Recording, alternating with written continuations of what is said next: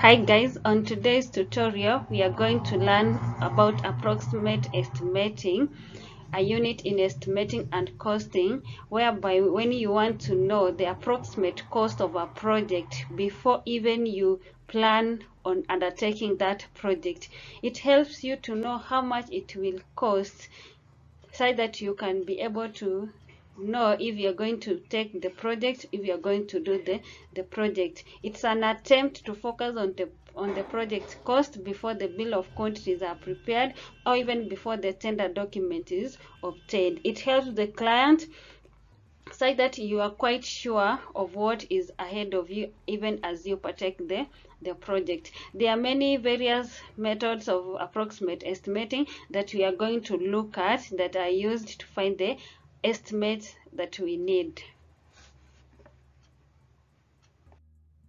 The first one we are going to look at is the function or unit evaluation. So you'll find that in this method, a standard unit, say a school desk or an hospital bed, is chosen and its cost is determined from the previous project. So if you had a project previously and then you are done, let's say a school desk, maybe you are preparing, maybe you are producing some desks for the school, you know how much it had costed you, so you extend that cost to now the current project and it will give you an approximate cost. So if the school desk that you are doing the previous had costed you, say, let's say for example 20,000, you will know that now your current project of getting those school desks will cost you 20,000.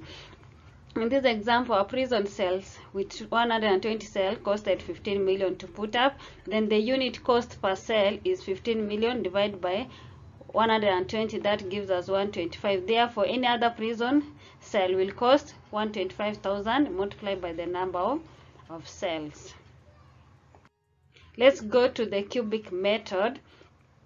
The cost of a unit cube is calculated from an existing project. It is then extended to the cubic content for a proposed project to give an approximate cost. So the previous project, you find the cost of a unit cube, and then the current project you find the cubic content, whereby you take the length, the width and the height of that building so that you can find the cubic content. The height is measured from the top of the foundation concrete up to where we have the roof. If we have a flat roof, as you can see here, it's going to be up the height plus 600 millimeters. But if we are having a pitched roof, then it will be the height of the wall plus a half the height of that roof. Therefore, for a flat roof it will be the height plus 600, but for a pitched it will be the height of the wall plus a half the height of the roof. Let's go to supervisional area method.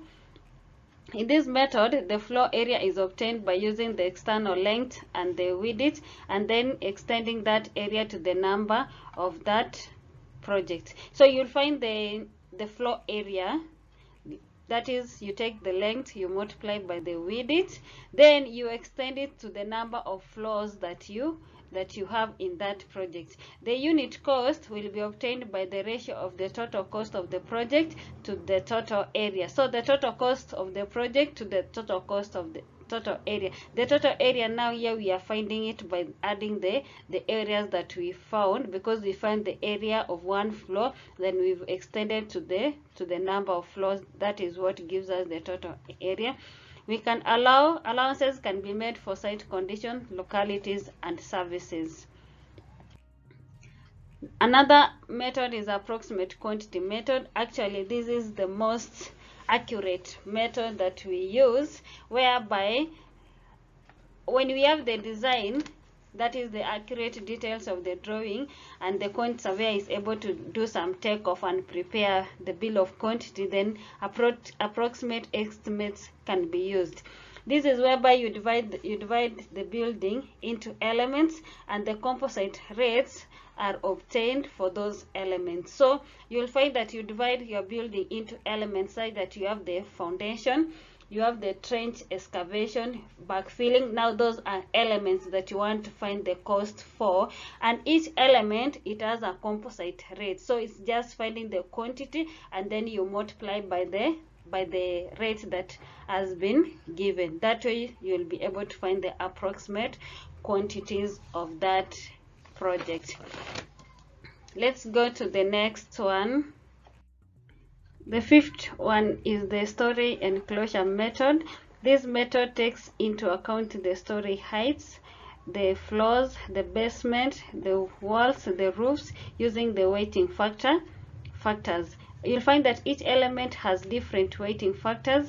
Roofs has a weighting factor of 1. So under the roof, you'll find the area. The area is measured by considering the external dimension, and then this is multiplied by the weighting factor of 1.